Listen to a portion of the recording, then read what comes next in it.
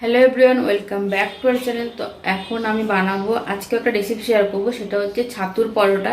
ছাতুর পরোটা আমি আগে বানিয়েছিলাম কিন্তু তোমাদের সঙ্গে রেসিপিটা শেয়ার করিনি, তো রেসিপিটা আজকে শেয়ার করব। তো তোমরা অনেকেই জানো ছাতুর পরোটা কীভাবে বানায়, কিন্তু আমি কিভাবে বানাই সেটাই তোমাদের সঙ্গে শেয়ার করবো। চলো এখন শুরু করা যাক। তো প্রথমে আটাটা মেখে নিই। তো এখানে আমি আটা নিয়ে নিয়েছি, আটার মধ্যে সামান্য একটু নুন আর এখানে 2-3 চামচের মতো তেল দিয়েছি, ময়ম দিয়ে নেব এখন ভালো মতো এটা। তারপর আটাটা মেখে নেব। আর এখানে আমি শুধু আটাটাই ব্যবহার করছি, তোমরা চাইলে আটা ময়দা মিক্স করেও করতে পারো, নাহলে শুধু ময়দা দিয়েও করতে পারো। কিন্তু আমরা ময়দাটা বেশি একটা খাই না, তোমরা দেখে থাকবে, তার জন্য আটা দিয়েই করছি, আর আটা খাওয়াই ভালো। আর এখানে আমি এখন ছাতুর যে স্টাফিংটা, তো সেটা রেডি করে নেব। তো তার জন্য আমি এখানে ছাতু নিয়ে নিয়েছি, ছোলার ছাতু। আর একটু ছাতুর কোয়ালিটিটা একটু ভালো নেওয়ার চেষ্টা করবে, তাহলে পরোটাটা খেতে কিন্তু আরও বেশি টেস্ট হবে। তো তোমরা তোমাদের পরিমাণ মতো ছাতুটা নিয়ে নেবে যতগুলো পরোটা করবে। তো এখানে আমি 5টা পরোটা করব, তো সেই হিসাবে ছাতু নিয়ে নিয়েছি। আর হাতের মধ্যে একটু ক্রাশ করে নিয়েছি আজওয়ানটা, সেটা দিয়েছি। এবার কেটে রেখেছিলাম আদা কুচি, কাঁচা লঙ্কা, ধনে পাতা, রসুন আর পেঁয়াজ, ওইটা দিয়ে দিয়েছি যতগুলো কেটে রেখেছিলাম। এবার তার মধ্যে দিয়ে এলাম সর্ষের তেল। তোমরা এখানে সর্ষের তেলটা স্কিপ করে তোমাদের যে কুকিং অয়েল তোমরা যেটা খাও সেটাও দিতে পারো। তারপরে আমি দিয়েছি সামান্য মতো নুন, পরিমাণ যেটুকু লাগবে, আর দিয়েছি আচার। এখানে আমি 5 মিশালি আচার ব্যবহার করেছি। তোমরা তোমাদের হিসাব মতো তোমরা যেটা খাও আচার সেটা ব্যবহার করতে পারো। এটা আমার কিনে আনা আচার ব্যবহার করতে। তো স্টাফিংটা আমি হাতের সাহায্যে ভালো মতন মেখে নিয়েছি। এখানে কোনো রকম জল ব্যবহার করিনি আমি, আর এখানে জল ব্যবহারের দরকারও নেই। আচার আর সর্ষের তেল ওইটা দিয়েই সবজির সঙ্গে, মানে যেগুলো কেটে রেখেছি সেটার সঙ্গেই ভালো মতন মেখে নিলেই হয়ে যাবে।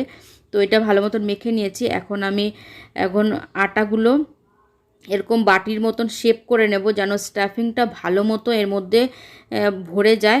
আর একটু স্টাফিংটা বেশি করে দেওয়ার চেষ্টা করব, চেপে চেপে, তাহলে কি পরোটাটা খাওয়ার সময় যখন স্টাফিংগুলো যখন মুখে আসে না, তখন খুবই ভালো লাগে পরোটাটা আরোই খেতে। তো এই সমস্ত পরোটা তো তোমরা দেখেই থাকো, আমি বেশি বানাই, কারণ হাজব্যান্ডের এই সমস্ত পরোটা বেশি পছন্দ। তো এখানে আমি স্টাফিংটা দিয়ে দিয়েছি, একটু বেশি মাত্রায় দিয়েছি। এবার হাতের সাহায্যে একটু চেপে চেপে ওইটা মুখটা বন্ধ করে এটার, তারপরে এটা আমি ভালো মতন হালকা হাতে বেলে নেব। তো দেখতেই পাচ্ছ কতটা মানে একদম ভরে দিয়েছি স্টাফিংটা। আর এরকম করে পরোটা একবার বানিয়ে খেয়ে দেখতে পারো, আশা করছি তোমাদের ভালো লাগবে।